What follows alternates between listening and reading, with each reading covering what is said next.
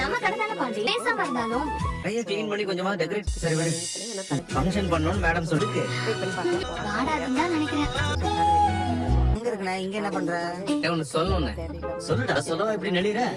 அது நடக்குமான்ற பயம் எப்பவுமே இருக்கு. இந்த கொடைக்கானல் ஊட்டி ஆமா ஓகே தானே. ஆனா வானதியும் பாண்டியும் பார்த்தீங்க அப்படின்னா கடை ஓப்பன் பண்ணுறதுக்காக டெக்கரேஷன்ல எல்லாம் பண்ணிட்டு இருக்காங்க.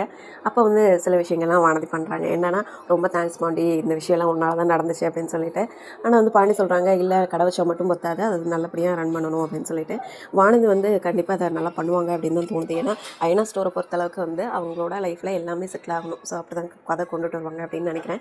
சேரனோட லைஃப் தான் கொஞ்சம் ட்ராஜடியில் இருக்குது. ஏன்னா ஒரு சைடு வந்து பார்த்தீங்க அப்படின்னா அவங்க அத்தை பொண்ணோட விவசாயி வந்து உட்காந்துட்ருக்காங்க. ஸோ அதை நோக்கி கதை நகருமா அப்படின்றத வெயிட் பண்ணி பார்க்கணும். இந்த சைடு பார்த்தீங்க அப்படின்னா சேரன் பாண்டியன் எல்லாம் உட்காந்து துணி மடிச்சிட்ருக்காங்க. அப்போ சோழன் வந்து கேட்குறாரு, இந்த மாதிரி ஹனிமூன் போகணும், எந்த பிளேஸ் தான் நல்லாயிருக்கும் அப்படின்னு சொல்லிட்டு கேட்குறாங்க. ஸோ அப்போ வந்து பல்லவன் சொல்கிறாப்படி ஊட்டி கொடைக்கானல் இந்த மாதிரி பிளேஸும் போனோம் அப்படின்னு சொல்லிட்டு, சரி ஓகே அப்படின்னு சொல்லிட்டு பேசிகிட்டு இருக்காங்க. அப்புறம் போய் நிலா கிட்டே சொல்கிறாரு, இந்த மாதிரி ஹனிமூன் போகலாம் அப்படின்னு சொல்லிட்டு. ஏற்கனவே நிலா வந்து ஒரு ஃபைலை காணோம் அப்படின்னு சொல்லிட்டு தேடிட்டு இருக்காங்க. அந்த டைம் பார்த்தீங்க அப்படின்னா அவர் ஹனிமூன் பற்றி பேசுகிறாரு.